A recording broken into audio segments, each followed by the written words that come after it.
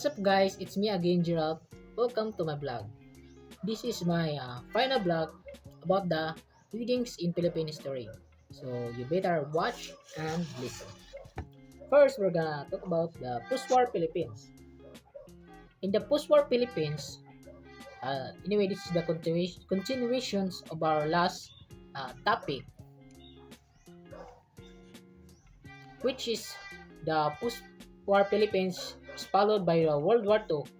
The country underwent significant changes and challenges. Here are some key aspects. Number one, independence. The Philippines officially gained independence from the United States on July 4, 1946. This marked the end of the American colonial period. 2. Reconstruction. The war had left the Philippines in a state of devastation. Efforts were focused on rebuilding infrastructure, homes, and economy. The United States provided assistance through the U.S. Philippine War Damage Commission. Number 3. Economic rehabilitation. The post-war period saw initiatives to revive the economy. The government implemented economic policies to encourage growth and industries were gradually re-established. Number 4. Political changes. Manuel Rojas became the first president of the Independent Republic of the Philippines. His administration forced challenges such as addressing war-related issues, economic recovery, and establishing a stable government. 5. Military Base Agreement. In 1947, the Philippines and the United States signed the Military Bases Agreement, allowing the U.S. to maintain military bases in the country. This agreement was later revised and eventually terminated in 1991. Verse 6. Hawk-Balahap Rebellion. The post-war period also saw the continuation of the Hawk-Balahap Rebellion, an insurgency against the government. This conflict lasted for several years and had social-economic role. Number 7, the U.S.-Philippine relations. While the Philippines gained independence, it maintained close ties with the United States. The two countries maintained diplomatic, economic, and military relations. Understanding the post-war period in the Philippines involves considering political, economic, and social dimensions as the country sought to rebuild and establish itself as an independent nation. If you have more specific questions, feel free to ask. The period from 1972 to 1986. The Philippines was marked by the martial law era under President Ferdinand Marcos, lasting from 1972 to 1981.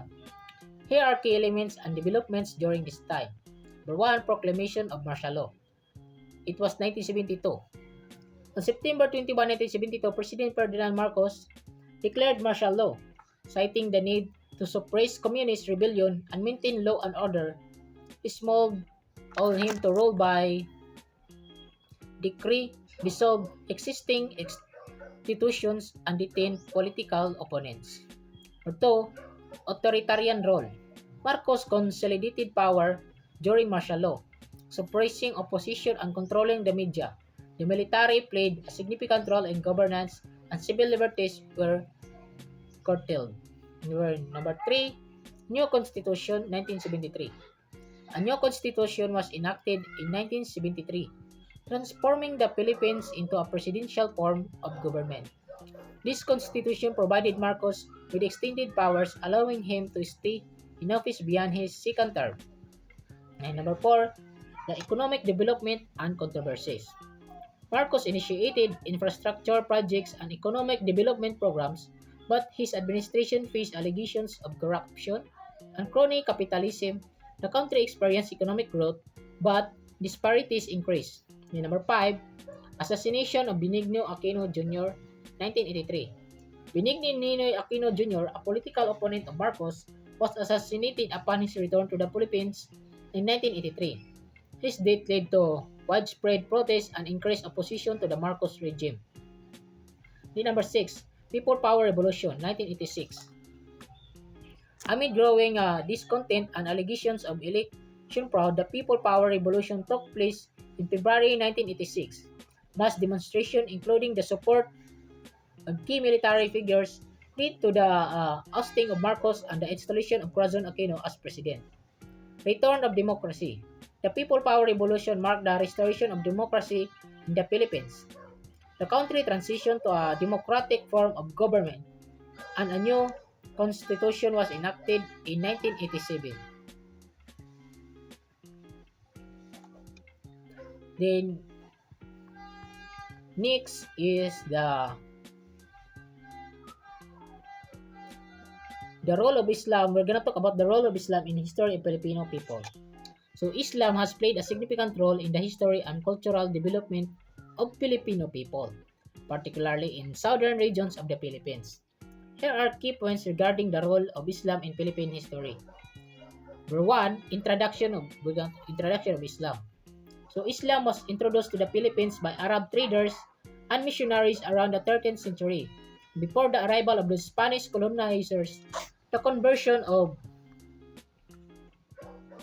local rulers and communities to Islam began in the southern islands, including Mindanao and the Sulu archipelago. Two Islamic sultanates.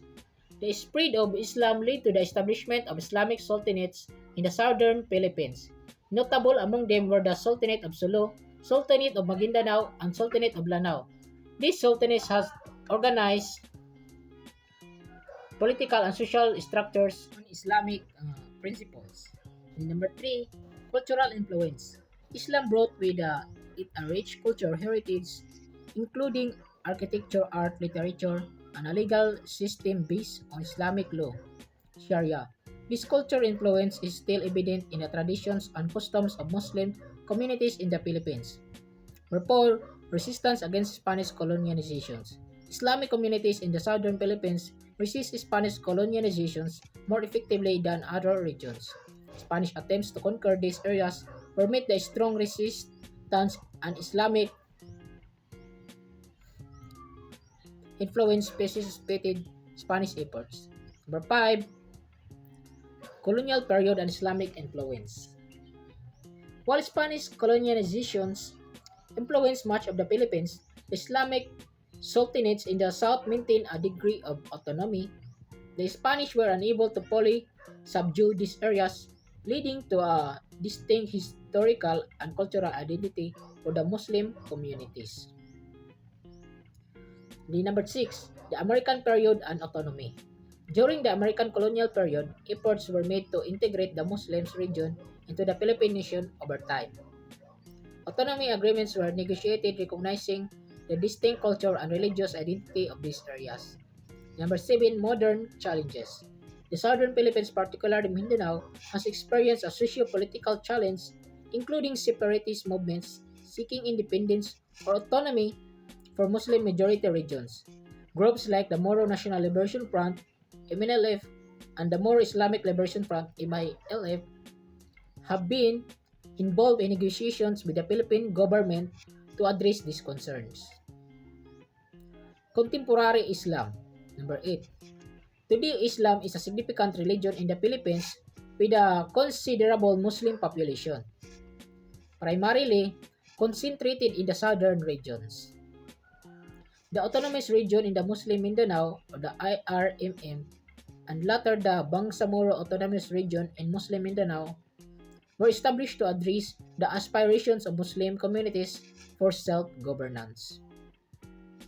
The role of Islam in the history of the Filipino people is multifaceted, influencing not only religious practices but also shaping the cultural, political, and social dynamic, especially in the southern part of the country. The next now is the 1986 up to the present until today. Since 1986, the Philippines has undergone various political, economic, and social changes. Here are some key developments. Number 1. Corazon Aquino Presidency, 1986 to 1992. Corazon Aquino, widow for opposition leader Benigno Aquino Jr., became the first female president of the Philippines after the People Power Revolution. Her administration focused on restoring democracy, instituting political reforms, and addressing economic challenges. Number 2, the 1991 Mount Pinatubo eruption. The eruption of Mount Pinatubo in 1991 was one of the largest volcanic eruptions in the 20th century. It had significant social and environmental impacts on the country, causing widespread displacement and affecting the global climate. The number 3, the economic reforms and challenges. Subsequent administrations implemented economic reforms, attracting foreign investment and promoting economic growth. However, the country faced challenges such as poverty, corruption, unequal wealth distribution. The number 4, the presidency of Ramos, Estrada and Arroyo. Fidel B. Ramos 1992 to 1998, then Joseph Estrada 1998 to 2001, and Gloria Macapagal Arroyo 2001 to 2010. Each led the country during this period. Arroyo's presidency faced controversies including the allegations of corruption. The number 5, the global finance crisis on 2008. The Philippines, like many countries, felt the impact of the global financial crisis. In 2008, however, its economy showed resilience compared to some other nations. Number 6, the Benigno Aquino III presidency from 2010 to 2016. The son of Corazon Aquino Benigno Aquino III focused on anti-corruption measures and economic reforms during his presidency. The economy experienced growth, but challenges like poverty and inequality persisted. Number 7, the Duterte administration 2016 up to the present. Rodrigo Duterte assumes the presidency in 2016. His administration has been marked by a strong stance on law and order, anti-drugs campaign, and controversial policies. It has faced both support and criticism domestically and internationally. Number 8, the Marawi siege 2017. The city of Marawi in Mindanao faced a siege by Islamist military in 2017. The conflict resulted in significant destruction and displacement. Number 9, the COVID-19 pandemic 2020 to the present. The Philippines, like the rest of the world, grappled with the impacts of the COVID-19 pandemic. Measures were implemented to control the spread of the virus, affecting the economy and the daily life. The Philippines has experienced a mix of progress and challenges in the period from 1986 to the present, which administration contributing to the nation's evolving narrative. So that is all for our video blog. I hope you learned something from me. Thanks for watching. Bye guys.